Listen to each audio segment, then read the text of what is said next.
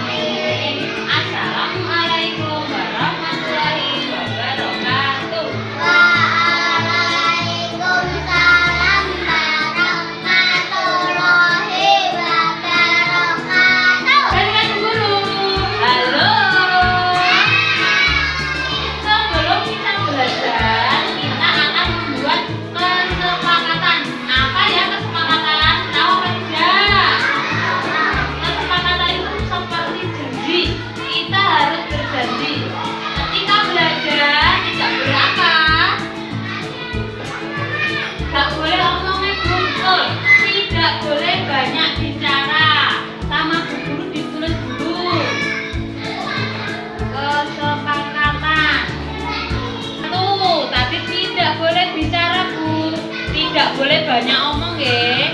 Tidak bicara. Tuh, tidak bicara. Maksudnya nanti gak boleh kebanyakan ngomong. Terus apa lagi? Yo, kalau mau waktu mengerjakan tugas. Jangan dolanan baik. Oh, jangan dolanan baik. Terus tidak boleh bermain. Tidak bermain. Tidak boleh bermain ya.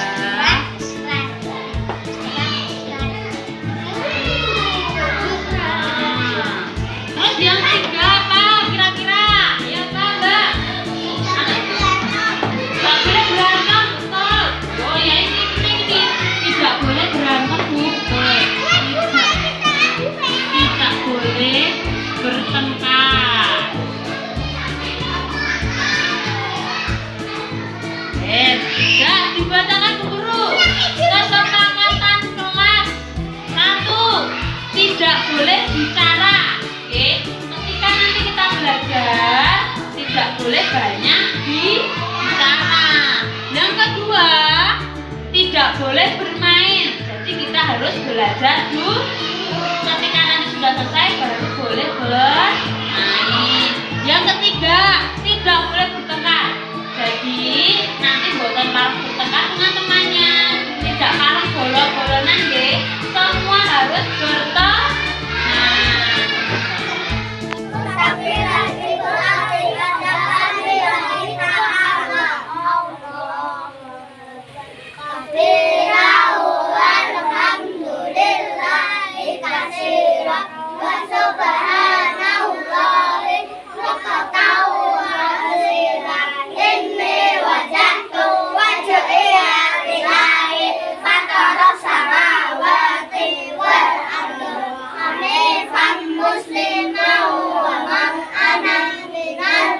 musyrikin. Inna salati wa nusuki wa mahyaya wa mamati lillahi rabbil alamin la syarika lahu wa bidzalika umirtu wa ana minal muslimin. Bismillahirrahmanirrahim.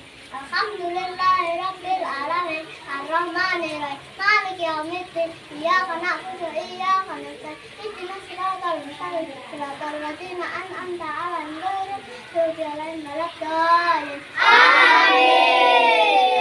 Bismillahirrahmanirrahim. Samsu wa duhaha wal qamari idza talaha wan nahari idza jalla wal laili idza yaghshaha was samaa'i bima banaha wal ardi wa ma tahaha wa nafsin wa ma sawwaha fa'alhamaha fujuraha wa taqwaha qad aflaha man zakkaha wa qad khaba man dassaha kasabat samudu bitaqwaha idin ba'da asqaha faqala lahum rasulullahi naqatallahi wa suqyaha fakadzabuhu famaqaruha fadamdama alaihim rabbuhum bidhanbihim fasawwaha wa la yakhafu uqbaha. Subhana rabbiyal azim wa bihamdihi subhana rabbiyal azim wa bihamdihi subhana rabbiyal azim wa bihamdihi Allahu liman hamidah rabbana lakal hamdu subhana rabbiyal a'la wa bihamdihi subhana rabbiyal a'la wa bihamdihi.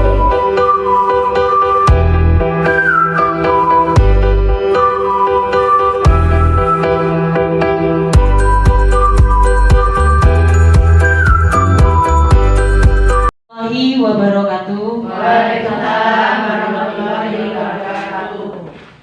Saya ucapkan selamat datang kepada ibu semua yang telah menghadiri pada aksi nyata modul 1.4 budaya positif ini.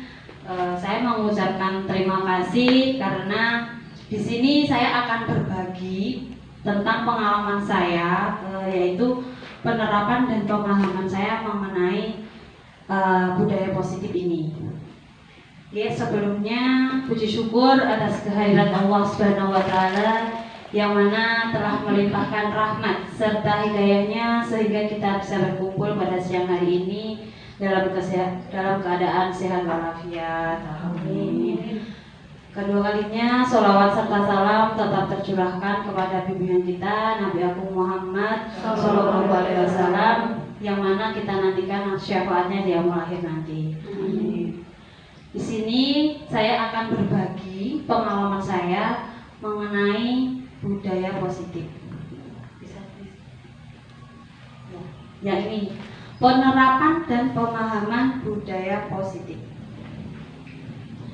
Di sini ada pertanyaan tematik, Bu. 1. Hukuman dapat mendisiplinkan anak. Setuju atau tidak? Tidak. Oke, yang kedua, pemberian hukuman dengan hal positif seperti membaca atau membersihkan halaman sekolah dapat meningkatkan disiplin anak. Setuju? Setuju. Yang ketiga, memberi penghargaan dapat meningkatkan motivasi belajar anak. Di sini ada pertanyaan pematik ini, di mana nanti kita akan mengulas lebih banyak lagi, yaitu mengenai budaya positif. Nah, topik yang akan saya sampaikan diantaranya yaitu disiplin positif dan nilai-nilai kebijakan universal. Yang kedua, teori motivasi, hukuman dan penghargaan, restitusi, keyakinan kelas, kebutuhan dasar manusia dan dunia berkualitas, 5 restitusi, 5 posisi kontrol, yang keenam segitiga restitusi. Oke, masuk topik pertama yaitu disiplin positif dan nilai-nilai kebijakan universal. Nah, di sini ada sebuah gambaran, Bu.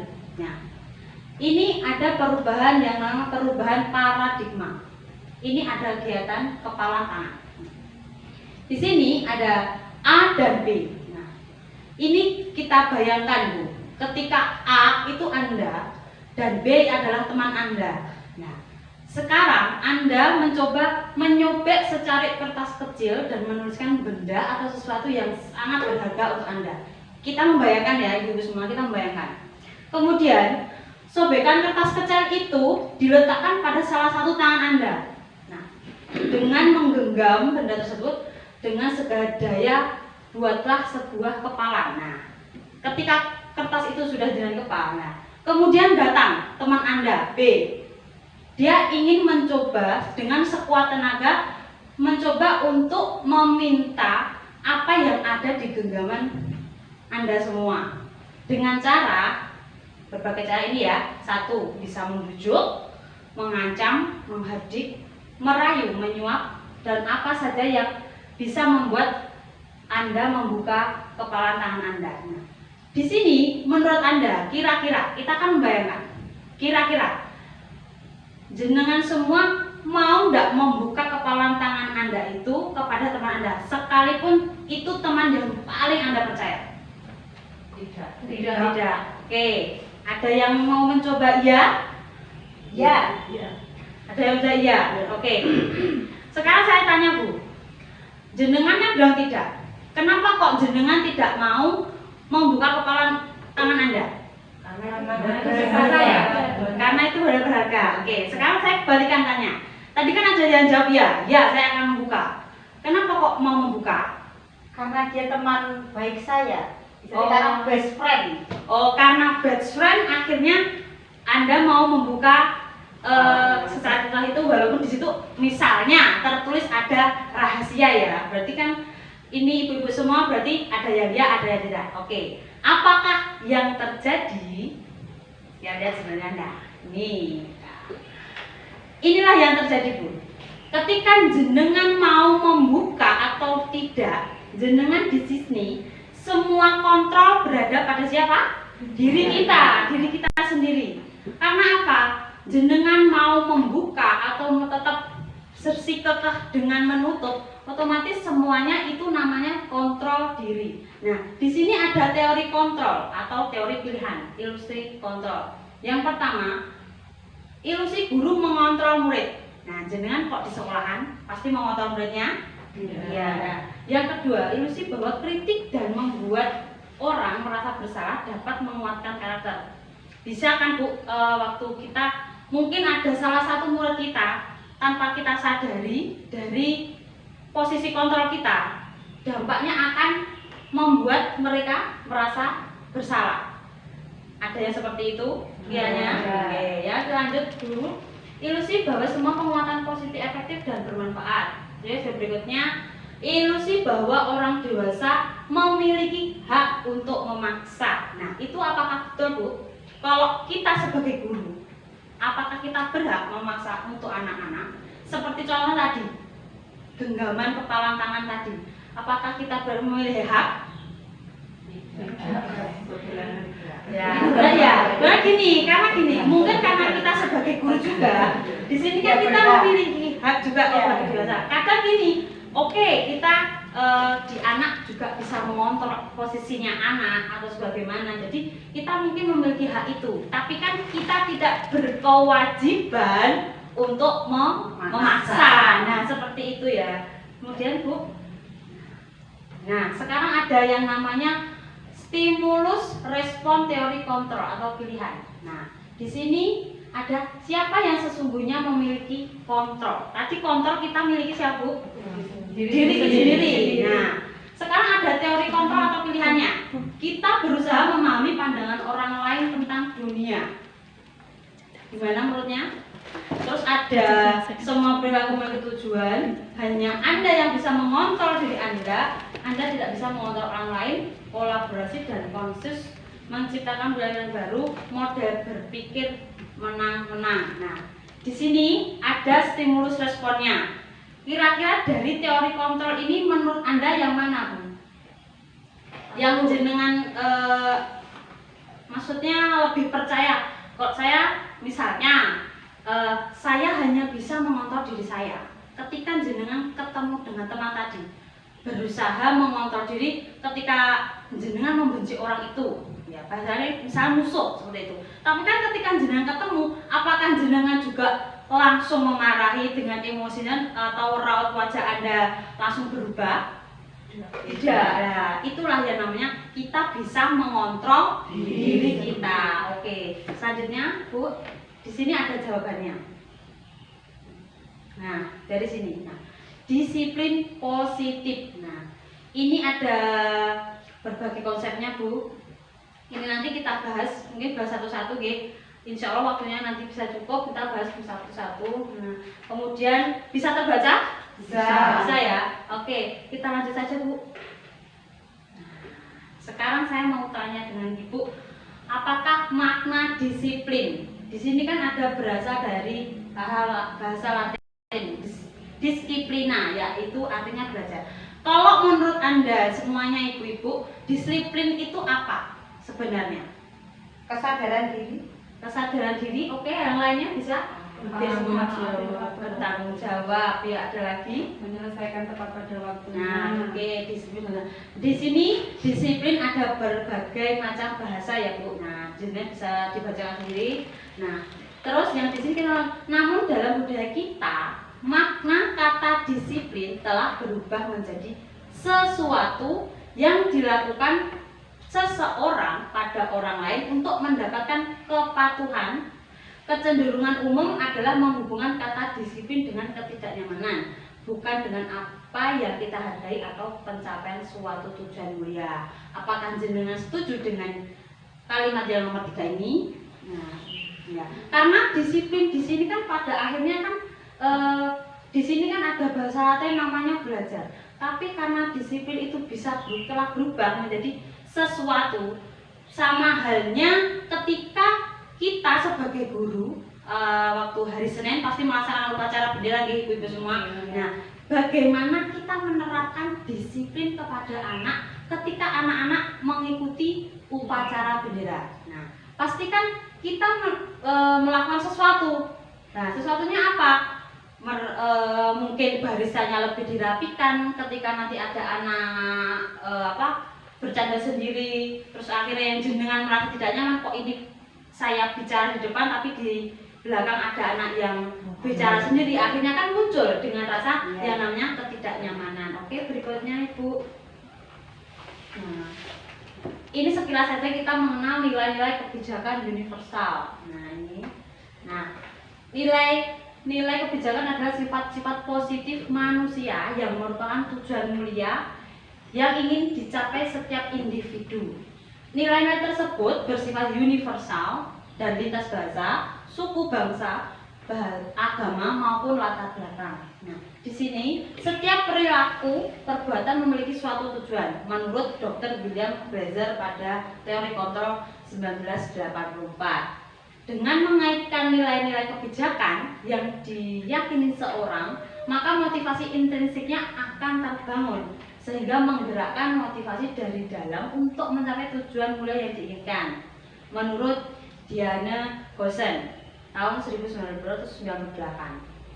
Nilai kebijakan yang ingin dicapai oleh setiap anak Indonesia kita kenal dengan profil pelajar Pancasila. Apakah Ibu sudah pernah mendengar ini? Sudah. Profil pelajar Pancasila ada apa saja Ibu? Iya, betul. Berani, bernalis, ya, betul sekali. Ini namanya profil pelajar Pancasila. Apakah Ibu semua sudah mengembangkan profil pelajar Pancasila ini di lembaga? Insya Allah sudah. Mungkin sudah ya Bu, walaupun belum sebagian ya. Ini yang dinamakan nilai kebajikan Bu. Jadi biasanya kan pemikiran kita kan ya mandiri gitu aja. Tapi di sini mandiri, beriman, mandiri, berlaku kritis, kebinekaan global, gotong royong, itu adalah nilai kebajikan yang kita terapkan pada diri anak melalui motivasi intrinsik yaitu dari dalam. Jadi kita mewujudkan anak itu secara dari dalam, memberi motivasi dari dalam dan juga dari luar juga. Nah, kita sudah mencapai ke topik kedua yaitu teori motivasi, hukuman dan penghargaan, kemudian restitusi. Oke. Nah, di sini ada macam-macam motivasi. Tadi nih Bu, sambungannya dari nilai-nilai kebijakan kan dari dalam. Tadi menurut Diana Bosen. Nah, sekarang teori motivasi perilaku manusia itu ada 3. Ada 2, motivasi internal dan motivasi eksternal. Yang ketiga kan ada motivasi internal, yaitu tujuan disiplin positif. Nah, di sini yang internal untuk menghindari ketidaknyamanan atau hukuman. Apa yang akan terjadi apabila saya tidak melakukannya? Nah, dari dalam, motivasi itu juga berlaku dari dalam. Yang kedua, motivasi eksternal untuk mendapatkan imbalan dari orang lain atau institusi. Nah, maksudnya apa Bu? Kalau dari motivasi internal tadi kan dari dalam. Jadi pikiran kita tujukan saja kita sendiri ya Bu, kita gambarkan diri kita sendiri. Internal itu kan di dalamnya ada rasa ketidaknyamanan ketika kita mungkin tidak melakukan apa yang seharusnya kita kerjakan. Misalnya kok berburu waktu piket, tapi kan kita ternyata datangnya terlambat dan tidak melakukan piket itu. Jadi kan pasti ada rasa ketidaknyamanan atau ada rasa pasti saya dapat hukuman ini nanti. Nah, itu kan keluar dari dalam diri kita. Nah, tapi yang kedua adalah motivasi eksternal. Kenapa kok motivasi eksternal? Untuk mendapatkan imbalan dari orang lain atau institusi. Itu seperti ini Bu. Ketika jenengan seorang guru ya, guru pasti di atasnya guru kan ada kepala sekolah. Nah, jenengan ingin mendapatkan imbalan atau reward dari kepala sekolah itu. Nah, jenengan berusaha mungkin datang lebih awal, lebih piket atau terus kemudian mungkin dari kita cara mengajar kita bisa membuat anak lebih mandiri ataupun kreatif. Nah, di situ kan akhirnya kita mendapatkan reward itu tadi Bu, penghargaan atau pujian juga. Ya betul sekali Bu, pujian. Nah, jadi itulah yang namanya motivasi eksternal. Jadi kan ada bedanya ya Bu ya, internal sama eksternal. Nah, kalau yang terakhir adalah motivasi internal, yaitu dengan tujuan disiplin positif untuk menghargai diri kita sendiri. Karena apa Bu? Semua supaya disiplin positif itu menuju tujuan kita ingin tercapai, pastikan kita bisa melalui dengan cara apa? Menghargai diri kita terlebih sendiri dahulu. Oke. Kemudian Bu, ini menurut Ki Hajar Dewantara nih, ada kata-kata merdeka. Merdeka itu artinya tidak hanya terlepas dari perintah, akan tetapi juga cakap buat memerintah diri sendiri. Nah, sama halnya dari motivasi itu Bu. Jadi kita artikan merdeka. Merdeka itu bukan berarti kita bebas, tidak. Tapi kita juga harus bisa memerintah diri kita sendiri. Nah, kemudian ini tadi kan yang kedua adalah hukuman. Dihukum oleh penghargaan. Bahwa penghargaan berlaku sama dengan hukuman dalam arti meminta atau membujuk seseorang melakukan sesuatu untuk memenuhi suatu tujuan tertentu dari orang yang menerima atau meminta atau membujuk dorongannya eksternal, dan akan ada faktor ketergantungan beberapa dampak pemberian penghargaannya. Ada pengaruh yaitu jangka pendek dan jangka panjang. Kemudian ada penghargaan menghukum, penghargaan mengurangi ketepatan, penghargaan tidak efektif, penghargaan merusak hubungan. Nah, dimaksudnya di sini Bu, kalau kita menginginkan penghargaan, ya sama halnya tadi ya, kita berusaha lebih tepat waktu daripada buku sehingga kan kita nanti pada akhirnya mendapatkan penghargaan. Tapi di sisi lain, apakah penghargaan itu bisa memberikan jangka yang panjang? Tidak. Nah, tidak. Terus kemudian ada lagi Bu, apakah penghargaan itu menjadi penghukum? Misalnya kan seperti ini ya, kalau kita sudah mendapatkan penghargaan, terus kita kan akhirnya berusaha untuk mempertahankan itu. Nah, itu apakah baik atau tidak Bu, untuk jangka selanjutnya? Kalau ingin bertahan baik. Mempertahankan untuk penghargaan itu berarti kita harus tetap giat mempertahankan dan berusaha. Karena kita sudah mendapatkan reward, otomatis saya akan berlaku lebih. Nah, ya, terus tapi kemudian ada gini, Bu. Apakah bisa penghargaan itu merusak hubungan? Nah, di sisi lain kan Bisa, karena itu menimbulkan kecemburuan sosial bisa. Nah, jadi gini ya, Bu. Penghargaan itu ada baik dan buruknya juga. Karena apa? Kita lama-kelamaan kan akan membuat teman kita juga merasa tidak nyaman dengan kita. Iya, akhirnya kan terus kalau itu sesama guru ya, Bu. Kemudian kita bersama siswa. Kan siswa tidak semuanya siswa ada yang pandai, mungkin ada yang kurang ya, ada yang bisa, ada yang kurang. Nah, tapi kan kalau lama-kelamaan kita hanya memberikan penghargaan di situ, pada akhirnya kan siswa akan berpikiran, Bu, aku berarti kan harus gini, terus pasti aku nanti mendapatkan ribut sama guruku. Akhirnya kan siswa lama-kelamaan juga efeknya jelek nggak tuh kalau penghargaan? Oh ya begitu. Iya, karena juga dia akhirnya mengandalkan itu tadi karena temannya belum mampu. Nah, sebagai guru kita harus bagaimana, Bu? Ketika murid kita mungkin setiap saat mendapatkan seperti itu, apakah jenengan akan tetap memberikan kepada si A atau berusaha untuk semuanya itu bisa mendapatkannya? Ya, berusaha mendapatkannya. Tidak mau memilih kasih. Ya, diusahakan semuanya rata itu. Tapi penghargaan ini juga tidak akan berlangsung lama karena ada pengaruhnya tadi ya. Kemudian lanjut, Bu. Nah, ini saya berlanjut dari tadi ya, bentuk kebajikan atau apresiasi. Dalam memberikan apresiasi atau pengakuan perlu diingat dari beberapa hal, yaitu memberikan pengakuan secara khusus, pribadi, atau beri pengakuan kepada semua murid secara bergantian, beri pengakuan secara konsisten, fokus pada prosesnya. Ini ada garisnya, Bu.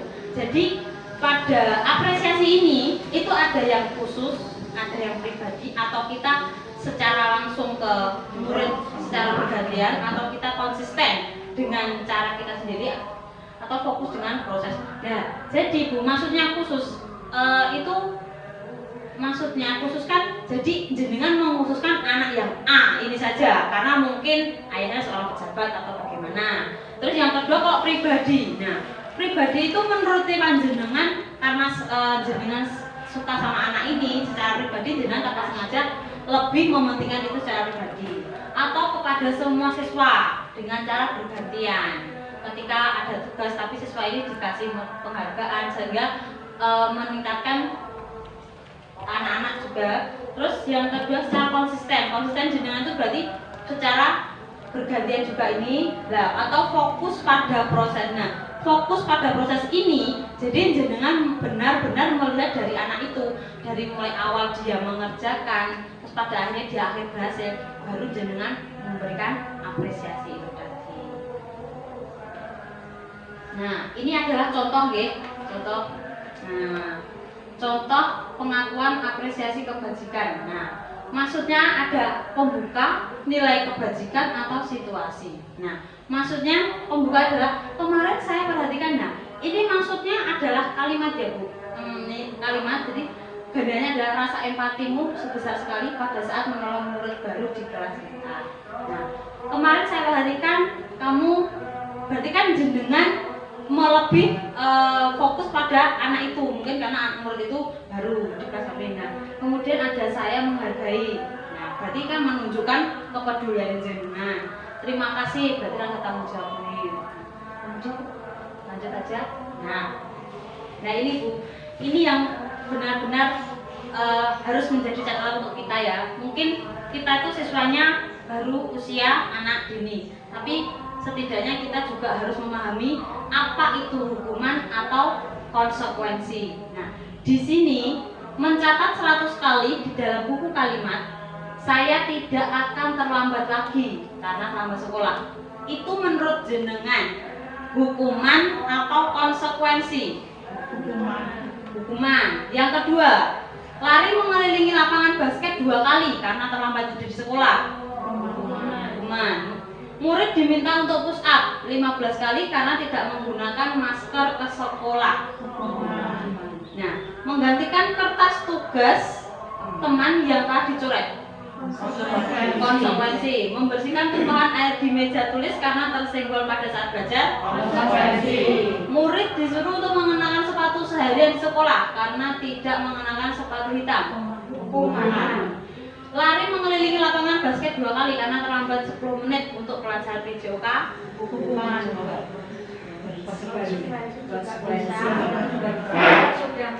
Nah, Karena pakai jamnya. iya, oke. Nah, kita akan tahu jawabannya. Ada slide berikutnya. Nah. Jenengan tadi ada yang bilang ya hukuman ya konsekuensi, tapi ini jawabannya. Jadi Bu, hukuman itu berarti kita mengenai fisik, tindakan fisiknya kepada anak-anak. Ya sama halnya mencatat 100 kali, otomatis kan dia akhirnya mengenalkan menulis dengan fisik. Terus lari pasti juga fisik. Nah, push up itu. Nah, ini yang untuk konsekuensi. Konsekuensi itu lebih ke dia akhirnya ketanggung jawabnya dia. Jadi ya, karena apa? Dia bertanggung jawab karena kan dia sudah mencoret-coret punya teman. Berakhirnya kan dia harus menanggung resikonya. Jadi itu ada perbedaan dua ya Bu, hukuman dan konsekuensi. Kalau untuk hukuman itu tadi tindakan yang berupa fisik, kalau untuk konsekuensi lebih mengarah ke tanggung jawab.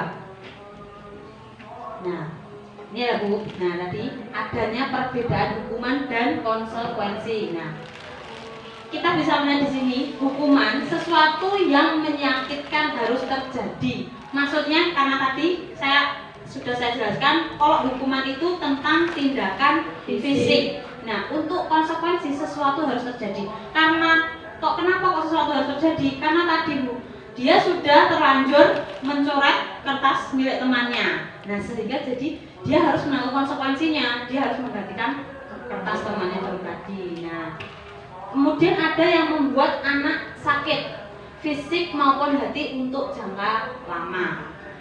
Karena apa Bu? Hukuman yang kita berikan mungkin menurut kita membuat jera kepada anak itu, tapi tidak Bu. Sebenarnya dia lebih sakit di fisiknya atau hatinya. Ya, bisa Bu. Dendam. Karena apa? Akhirnya anak itu bukannya malah jera, tapi dia akhirnya merasa dendam pada gurunya. Tapi bedanya kalau dengan konsekuensi membuat anak merasa tidak nyaman dalam jangka waktu pendek. Karena tadi kan dia sudah merasa kok tanggung jawabnya tadi. Nah, jadi mungkin dia merasa tidak nyaman karena kenapa tadi kertasnya sudah saya coret-coret seperti itu tadi. Kemudian ada anak membenci kedisiplinan. Nah, sama halnya tadi Bu. Akhirnya karena kita sering menghukum anak itu, akhirnya dia tidak akan disiplin. Iya, akhirnya mungkin dia akhirnya bolos atau sebagainya. Terus ada yang konsekuensinya adalah anak menghadapi disiplin. Terus yang berikutnya ada paksaan, mendorong anak menyakiti diri sendiri, konsep diri yang buruk, anak belajar untuk menyembunyikan kesalahan, marah, merasa bersalah, dipermalukan, merasa tidak. Itu adalah contoh dari hukuman. Jadi jenengan sekarang lebih memahami ketika mungkin kita mengajar tanpa sengaja kita memberikan hukuman ya, karena kan kadang kita kalau sudah mengajar kan tanpa kita sadari mungkin kita menyuruh anak itu harus menyelesaikan, padahal anak itu sudah merasakan capek atau tadi, dan itu juga masuk hukuman karena kita memaksakan kepada anak itu. Berikutnya sekarang ini Bu, restitusi. Apakah sudah pernah mendengar dengan restitusi? Pernah. Restitusi itu apa? Baru mendengar ya? Iya. Restitusi itu sebenarnya adalah menciptakan kondisi anak untuk memperbaiki kesalahannya.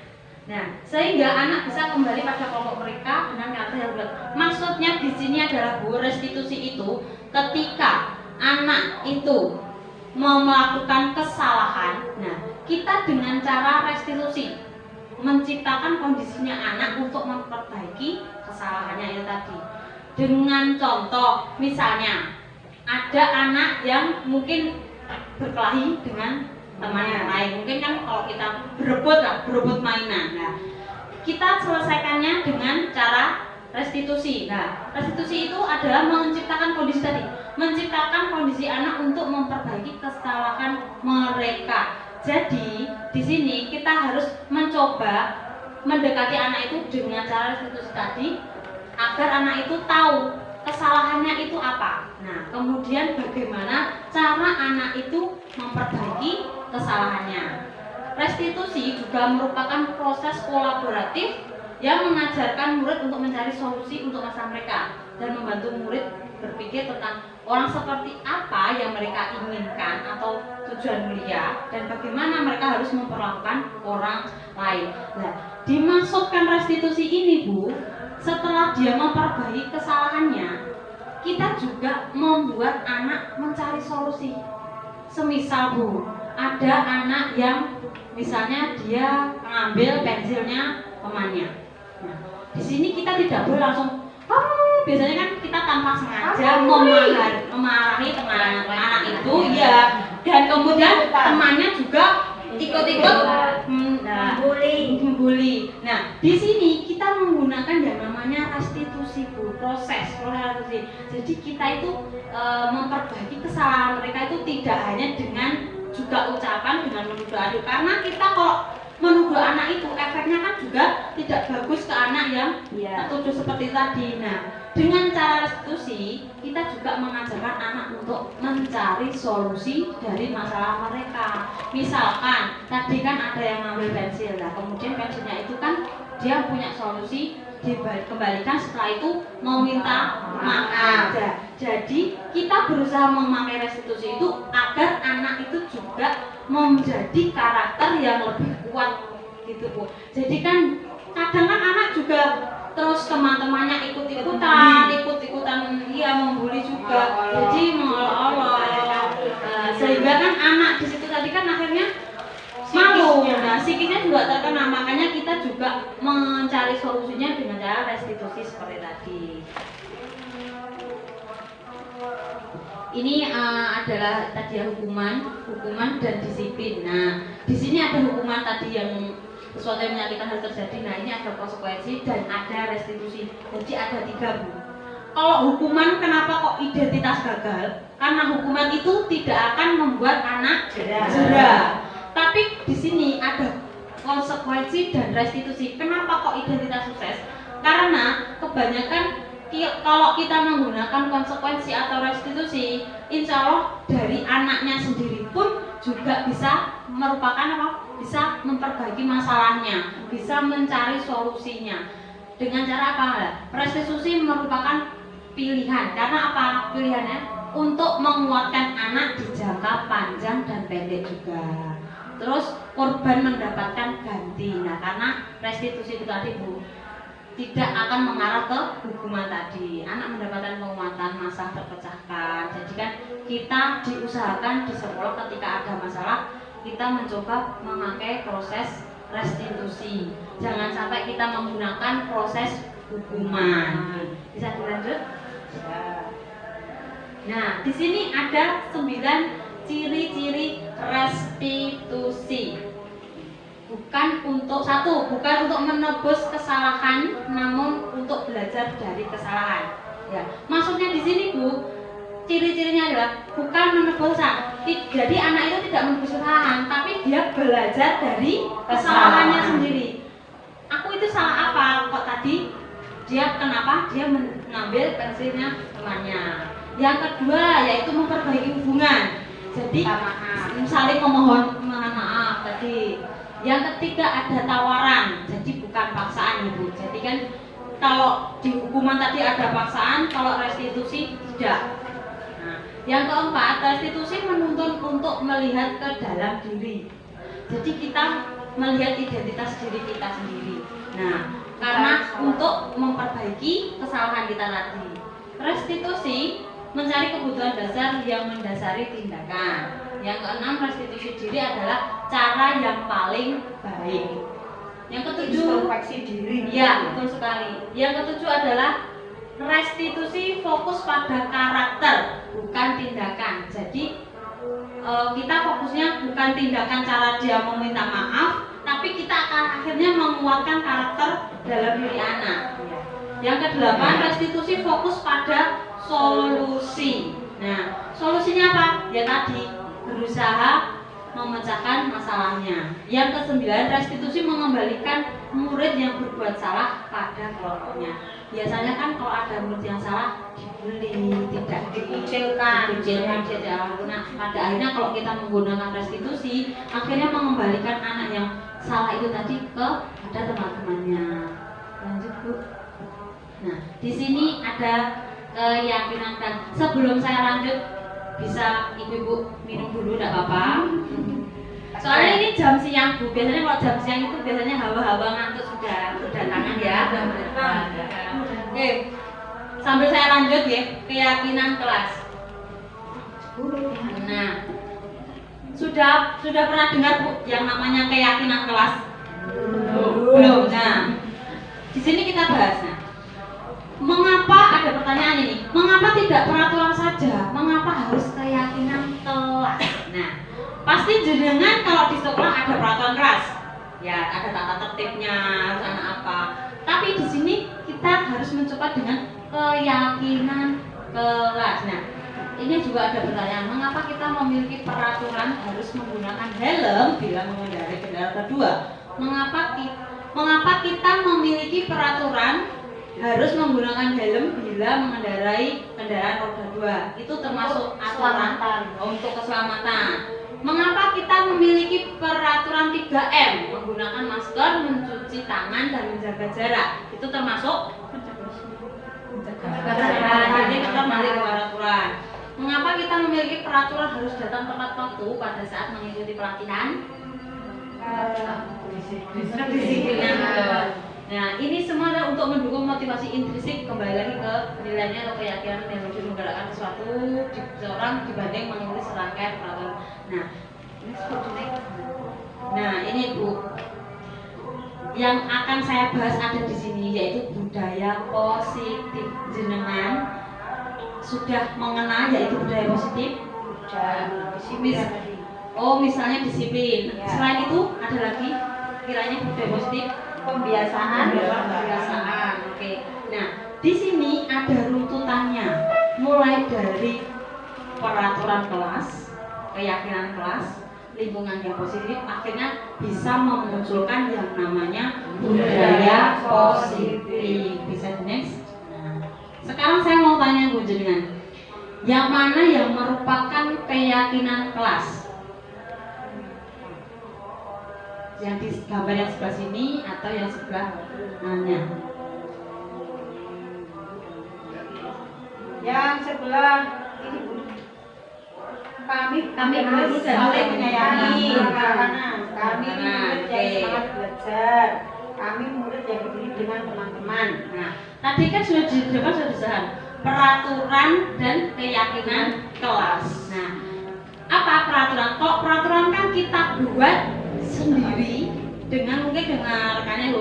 Tapi kalau namanya keyakinan kelas atau kesepakatan kelas, kita buat dengan murid kita. Nah, jadi disepakati secara benar. Jadi siswa jenengan semua itu berikan kesempatan untuk membuat yang namanya keyakinan kelas. Dan keyakinan kelas itu harus benar-benar dipatuhi dan disepakati itu tadi.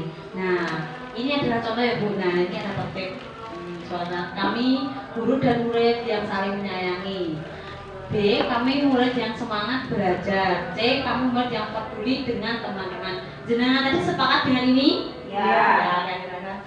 Yes, Bu. Nah, kemudian ini ada kegiatan pendalaman keyakinan kelas. Ada tabel yang namanya tabel T dan tabel Y. Nah, sudah ada gambarannya ya Bu? Keyakinan kelas ya. Hormat, kami meyakini bahwa sangat penting untuk menghormati semua orang dan barang milik orang lain. Itu kalau tabel T. Nah, ada yang tampak seperti, ada yang tidak tampak seperti. Itu dalam artian kita bekerja di sekolahan Bu. Nah, kita kan otomatis lebih menghormati kepada kepala sekolah juga. Nah, kalau masuk ke bekerja, kami meyakini bahwa sangat penting untuk melaksanakan segala pekerjaan atau mengikuti kegiatan yang telah ditugaskan. Konsekuensi. Ya, yang kemudian ada diterima dan dimiliki. Kami meyakini bahwa sangat penting untuk merasa diterima pada suatu kelompok dan saling peduli satu dengan yang lain. Berarti termasuk kesepakatan tadi. Ya, masuk kesepakatan yang tadi karena kita saling menghargai, saling menyayangi. Yuk masuk dulu. Di sini juga ada berikutnya. Tadi kan hormat. Hormat itu ada tampak seperti dan tidak tampak seperti. Nah, tampak seperti itu maksudnya di sini ada kalimatnya. Datang tepat waktu. Tapi yang tidak tampak sering hadir terlambat. Mungkin di depannya kita kan datangnya tepat, tapi yang tidak tampak kita mungkin terlambat berapa menit seperti itu ya Bu ya. Kemudian menyapa teman dan guru setiap hari. Tak acuh kepada teman dan guru. Mengembalikan barang teman yang telah dipinjam dan mengucapkan terima kasih. Tidak mengembalikan yang telah dipinjam dan meletakkannya dengan sembarangan. Nah, itu yang dimaksudkan dengan hormat tadi. Kemudian ada bekerja, tekun dalam bekerja dan menyimak guru, tidak mengerjakan dan acuh tak acuh, menyerahkan tugas tepat waktu, tugas tidak diberikan. Nah, yang tabel Y, tadi ada tabel T, dan kemudian Y.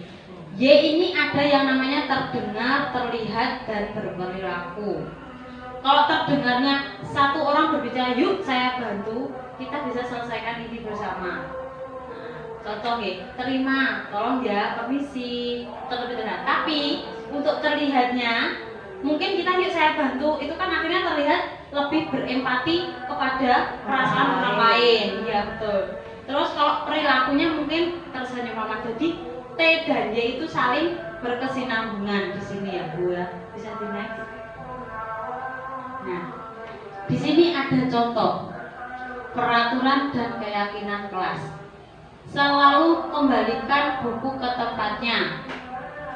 Berarti itu termasuk apa Bu? Tanggung jawab, betul, tanggung jawab. Dilarang mengganggu orang lain.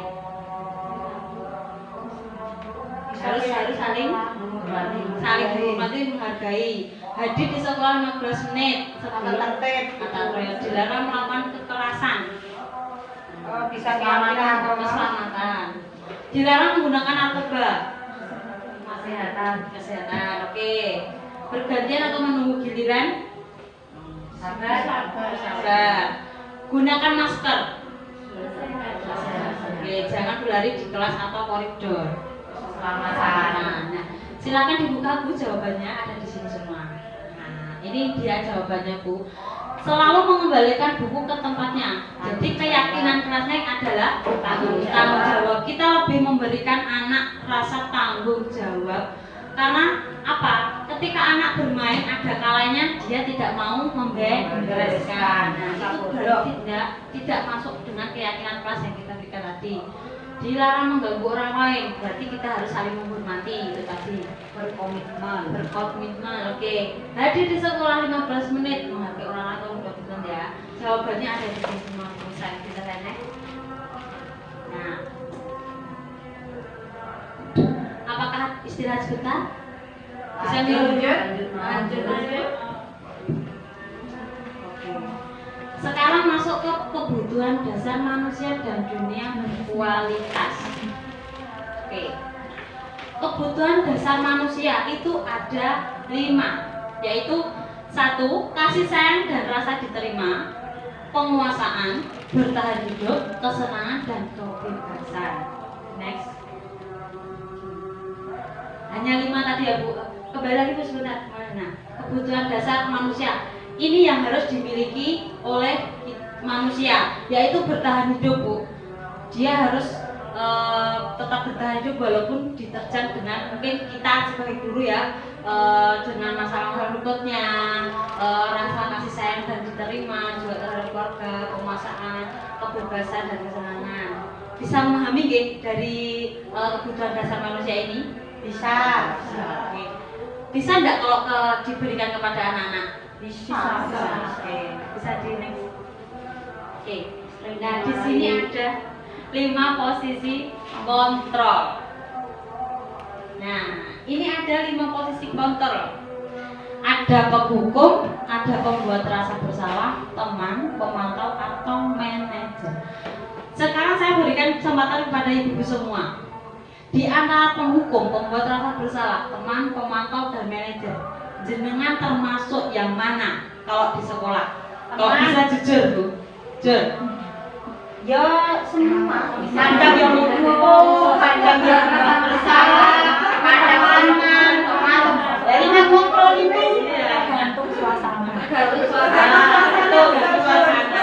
Jujur kita memiliki 5 posisi kontrol. Oke, tapi gini ya Bu, di sini itu jenengan sudah melihat ya, Ya. penghukum dan pembuat rasa bersalah itu adalah kontrol diri, kontrol daerah yaitu identitas gagal. Nah, tapi ada yang namanya teman dan pemantau, itu adalah berhasil sukses. Tapi yang identitas berhasil sukses itu mengarahnya lebih ke manajer. Apa sih manajer? Nah, kalau penghukum tadi kan sudah tahu ya, menghukum itu pasti berhubungan dengan tindakan fisik. Nah, sekarang membuat rasa bersalah.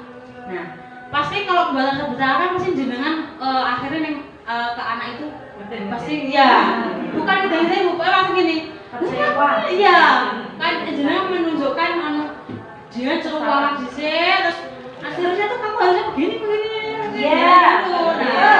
Tapi juga banyak kalau nggak gitu akhirnya ibu kecewa soalnya kamu tidak mau mengerjakan, akhirnya membuat anak itu merasa bersalah. Dan itu adalah identitas gagal yang monggo dihindari untuk 2 itu. Kalau bisa dihindari Bu, menghindari kalau bisa ya Bu. Kalau Tapi karena banyaknya anak-anak yang berbeda karakter tetap tanpa kita tadi spontanitas ya. Nah, karena otomatis itu tadi Bu. Nah, kalau kita mau mengarah ke pembuat, kalau bisa kontrol diri, ya, kontrol diri kita sendiri dulu. Karena apa? Untuk iya, kalau kadang kan gini Bu, jenengan di rumah ada masalah terus akhirnya kebawa ke sekolah. Jadi kan tanpa kita sadari, kita membuat anak itu lebih tertekan lagi. Nah, kayak gini contohnya, misalnya guru berkata, gurunya itu berkata, kalau kamu tidak melakukannya awas ya, rasakan. Pasti bu guru itu pernah kan seperti itu.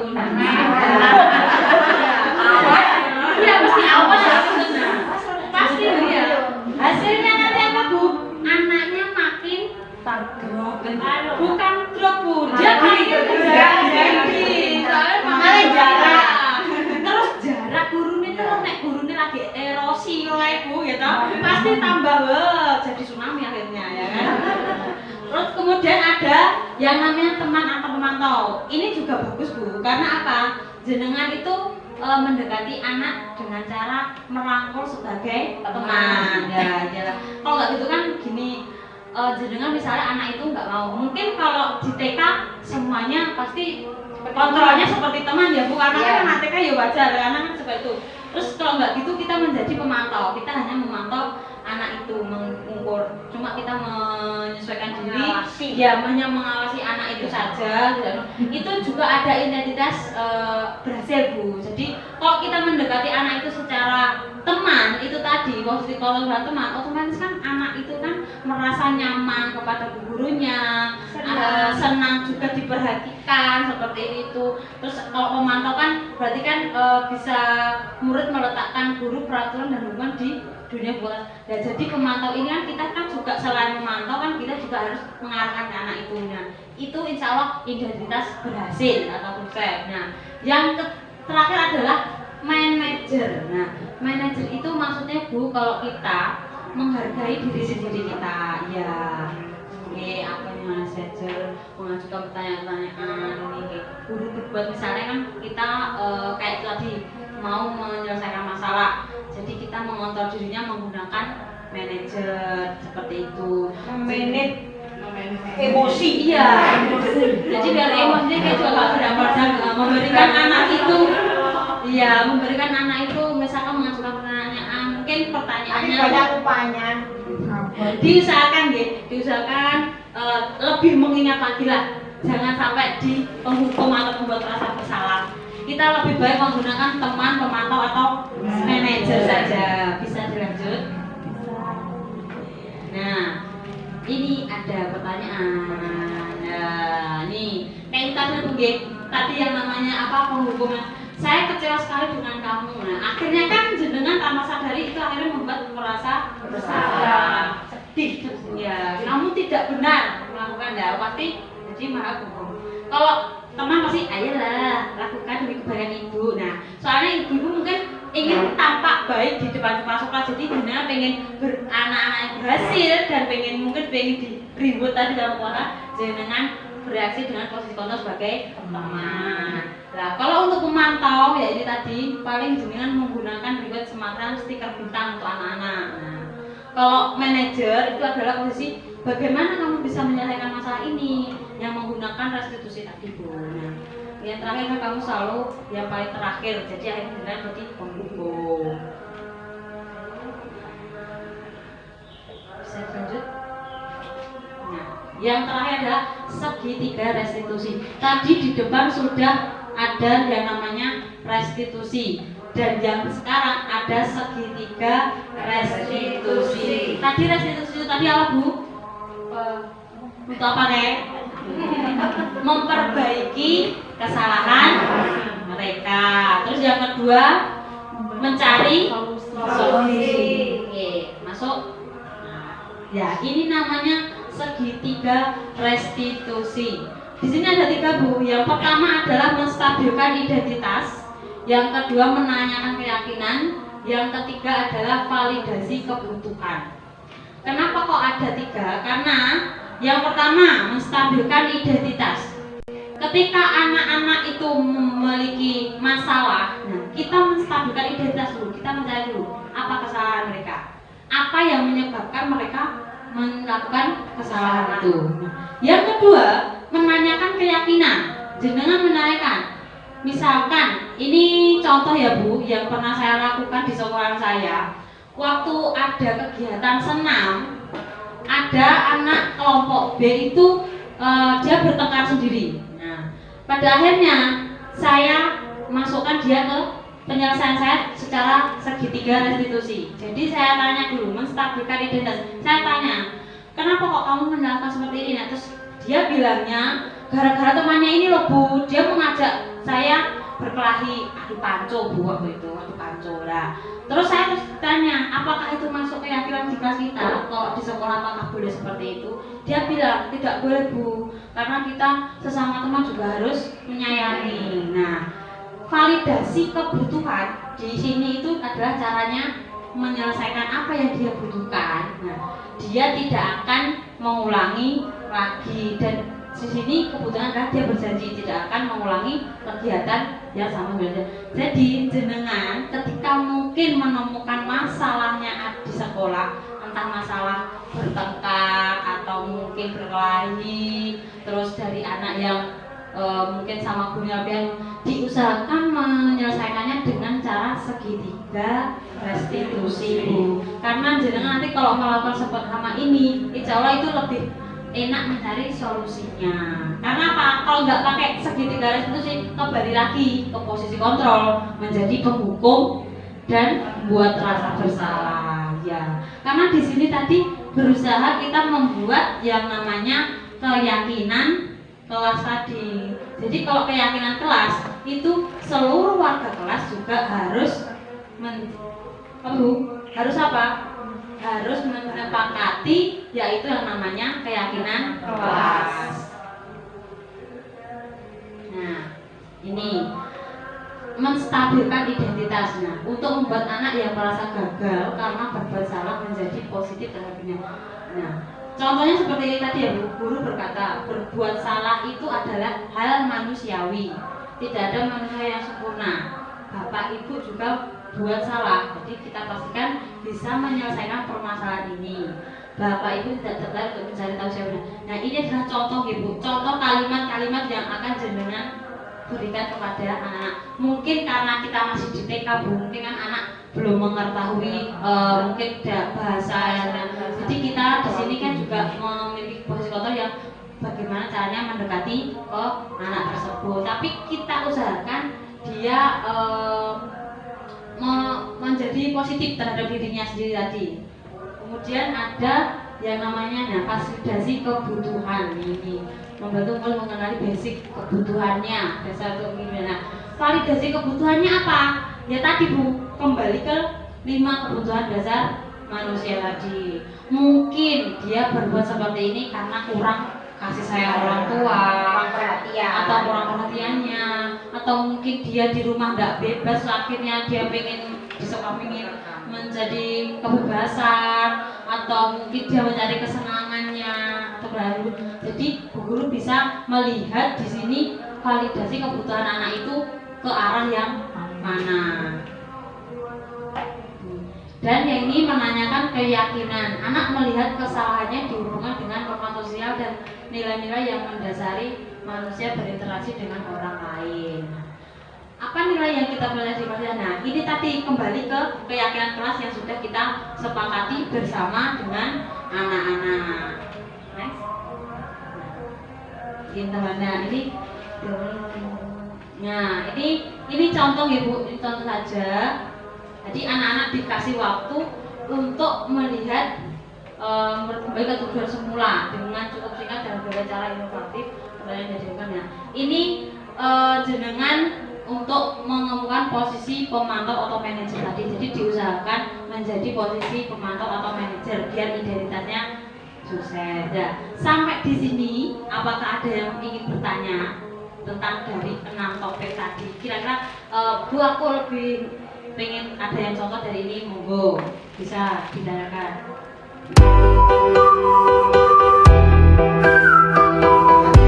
Kemarin itu pernah ada teman itu kan waktu praktek itu tidak di kelasnya gitu ya Kak. Iya. Di kelasnya itu sudah dari wali kelasnya itu kelompoknya itu di situ anak-anak itu sudah setting itu selalu hari itu tuh ada juara dan juara seperti itu. Oh iya. Ketika jadi ada anak yang biasanya juara tidak juara, dia langsung down. Kemudian dikucilkan sama teman-temannya, kemudian dibully. Persaingannya jadi tidak sehat. Seperti itu berarti keyakinan kelas ya, atau peraturannya itu ya. Jadi nggak seperti itu. Maksudnya kok sampai gurunya itu kok membuat seperti itu gitu. Iya. Jadi di kelas itu kalau tidak ada juara, anak-anak itu tidak semangat. Tetapi kalau di juara, anak-anak itu bersaingnya Tidak sehat. tidak sehat, ya, tidak sehat. Jadi ketika ada yang nanti tidak dapat juara itu, yang tidak dapat juara itu nanti dikucilkan, dibully, diejek seperti itu. Itu kemarin juga dapat pengalaman dari teman seperti itu. Jadi teman saya itu kesulitan untuk mengatasi seperti itu. Dapat pengalaman gitu. Terima kasih. Terima kasih Bu Dia. Sedikit membantu ya. Kalau itu tadi kan kembali lagi berarti guru wali kelasnya itu kan menjadi posisi memberi penghargaan. Nah, diusahakan ya ini solusi aja Bu. Diusahakan karena kan akhirnya kasihan kepada anak yang tidak juara, akhirnya dia dikucilkan oleh sebaiknya guru wali kelasnya itu meratakan. Jadi misalnya mungkin gurunya memakai cara penghargaan biar anaknya semakin semangat dan tapi itu dilakukan ya tadi diberi pengakuan secara bergantian kepada muridnya. Jadi walaupun dianya itu mungkin dalam kalau kerjaan mungkin dia telat dalam mengajarkan atau gimana, tetap diberikan Bu, tapi secara bergantian. Karena apa? Kalau yang diberikan itu aja, pasti kan nanti dampaknya kepada wali kelas juga dia melakukan apresiasi itu menjadi secara pribadi seperti itu. Nah, untuk solusinya kemudian kalau bisa menjadi di posisi manajer tadi. Nah, berusaha untuk anak itu agar tidak dikucilkan ya. Nah, gurunya juga bilang ke teman yang lain agar terus diusahakan kalau bisa ya coba cari cara yang lain agar anak lebih semangat dalam belajar lagi. Mungkin ketika mau memasuki pelajaran diberikan bermain ice breaking dulu mungkin ya. Nah, jadi kan anak-anak itu kan akhirnya kan di otaknya juga setelah juara gitu Bu. Kan juga efeknya juga tidak bagus dalam jangka panjang, takutnya kan akan keterusan ke bawah. Kalau tidak menang akan Kalau nggak menang pasti jadi menang. Seperti itu. Ada lagi Bu, jangan monggo. Nah, di sini kita sedikit berbagi Monggo yang mau mencarikan solusi nggak apa-apa. Assalamualaikum warahmatullahi wabarakatuh. Waalaikumsalam. Pertanyaan dari ibunya tadi, di sekolah saya itu kan kalau anak-anak semuanya membersihkan mainan itu kan kita kasih reward kan. Kalau semuanya reward itu efektifnya itu diberikan setiap hari atau ada waktu jenjang umpamanya 1 minggu sekali atau 1 bulan sekali atau bahkan mungkin 1 tahun sekali seperti itu. Takutnya kalau kita kasih reward terus-terusan kan anak kan akhirnya membersihkan itu kan tidak sesuai dengan apa yang keinginannya dia. Jadi dia terpacu karena membersihkan itu karena memang ingin dapat reward. Terima kasih.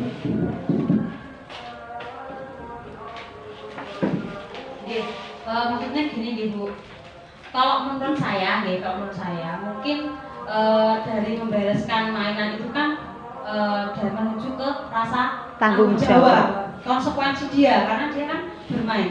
Tapi kalau jenengan memberikan imbalan ke imeng-imeng nanti dikasih reward, pada akhirnya dia kayak anak sing blentuk, Allah aku ben orang baleni tapi kan aku baleni ora imbalan. Nah, pasti akhirnya anak tercantum di sini reward, hanya reward bukan rasa tanggung jawabnya. Kalau menurut saya Bu, jangan diberi reward dulu anaknya itu. Tanggung jawab itu kan memang belum, jadi sudah dicoba tanggung jawab itu tapi kurang berhasil, akhirnya dicari jalan kita reward. Dikasih reward itu anak itu lebih tanggung jawabnya itu lebih terlihat. Tapi kan kalau reward itu kan terus-terusan kan akhirnya mereka melakukan itu kan memang bukan tanggung jawab tapi memang sudah dilakukan sebelumnya. Jadi kita memang tidak langsung kasih reward, itu memang seperti itu. Jadi solusinya itu gimana? Apa reward itu kita kasihkan setiap mungkin ada 3 hari sekali atau seminggu sekali seperti itu? Itu biasanya rewardnya yang diberikan itu apa? Nah, itu kita kan kebetulan nggak pakai stiker, kita kasih bintang. Oh, kasih bintang. Iya, sudah seperti ya. Seperti itu. Oke, kalau menurut saya gini Bu, mungkin kan karena usianya juga masih 3-4 tahun ya. Nggak apa-apa dikasih, tapi gini, dengan catatan gini, kita coba juga ya kan, soalnya saya juga nggak tahu, karena kan mungkin usia tingkatnya juga nggak sama. Kalau di tempat saya kan mungkin siapa tadi yang bermain kan mau membereskan mungkin ya, kalau bermain mungkin belum. Dicoba saja, ketika anak itu bermain, tapi coba gini, kan kemarin sudah dapat reward, nah dicoba nanti nggak dapat reward ini loh, rewardnya dikurangi loh kalau nggak dikembalikan. Dicoba gitu, coba Bu, dicoba. Jadi gini, kalau di saya biasanya gini, Bu, ada yang siswa yang paling malas tuh saya bilang gini, dan nanti kamu nggak dapat bintang, nanti bintangmu jadi turun gitu, akhirnya nggak jadi berkedip. Saya bilangnya gitu. Akhirnya kan dia memunculkan anak itu sendiri juga Bu. Nah, terus berarti kan jenengan itu mungkin dicoba saja. Coba kan kemarin yang maksudnya yang mau mendapatkan reward itu anaknya sama itu aja atau ganti? Anaknya itu kebetulan memang yang gini loh, kan di kelas itu kan ada anak yang paling nakal mungkin ya, akhirnya dia mempengaruhi Provokasi. Ya, iya, padahal kan sudah dibilangin, sudah kita aja untuk membereskan itu tetap tidak mau seperti itu. Ya kalau bisa gini, mungkin kan itu rewardnya bergantian atau hanya mungkin Semua akhirnya semua. Akhirnya kan bersaing. Reward itu menurut saya itu persaingan. ya perlu, soalnya anak itu kan berusaha untuk sebaik mungkin mendapatkan apa yang Nah, ya, berarti gini, solusinya gini. Untuk menunjukkan rasa tanggung jawab, berarti jenengan nggak usah coba nggak pakai reward. Coba aja satu kelas itu dicoba gini, siapa yang ingin mencari pahala, siapa yang mau menjadi penghuni surga. Jenengan caranya gitu, solusinya apa? Kita coba dengan cara yang lain. Misalnya kan kok di sini kan siapa yang menjadi penghuni surga, pasti anak-anak pasti dia angkat tangannya. Kalau mau menjadi penghuni surga, mau dapat pahala, ayo sekarang bantu ibu guru yuk membereskan mainannya. Nah seperti itu iya. Jadi anak itu nanti enggak terpancang dengan ribut-ribut saja. Nah nanti jadi dia kayak misalnya aku juga pengen dapat pahala, aku pengen jadi masuk surganya Allah lah. Pasti anak kan dengan sendirinya punya rasa dari dalam dirinya juga seperti itu. Dicoba saja dulu atau gimana. Soalnya saya juga saya memang tidak memancing dia dengan ribut. Kadang dan nanti kalau misalnya nggak beneran sholatnya, nggak tenanan, nanti nggak masuk surganya Allah loh gitu. Jadi anak itu langsung paham Bu. Mungkin ya nek kelompok usia 3 sampai tahun mungkin kan belum begitu, tapi kita berusaha mendengarkan dia aja, memberi pengertian lah. Kalau yang namanya habis bermain, kita juga wajib mengembalikan diri seperti itu. Jadi gurunya memberikan contoh juga. Jadi ya anak-anak yang lain kan ya anak-anaknya mengikuti juga. Dicoba saja Bu. Mungkin dari ibu-ibu yang lain ada solusi? Mungkin ributnya jangan cuma bintang, mungkin langsung kita ekspresinya tadi kan apa mungkin berantakan tadi kan kita ekspresi perubahan ekspresi kita kita ekspresi waduh pinternya gitu mungkin juga anak aduh aku diberi Kalau enggak kita cari kebijakan yang tadi berserakan, terus yang sudah bersih. Rapi. Pilih yang mana dari kedua itu kan langsung nyata. Biar lebih mahal dari dalam. Oke. Ya terima kasih. Itu Ibu coba dicoba aja nanti solusinya. Terima kasih. Ya terima kasih. Itu tadi berbagi pengalaman saya mengenai budaya positif. Saya ucapkan terima kasih kepada ibu semua. Semoga apa yang saya alami berbagi ini tadi juga bisa diterapkan di sekolah panjenengan semua. Akhirul kalam wabillahi taufiq. Wassalamualaikum warahmatullahi wabarakatuh.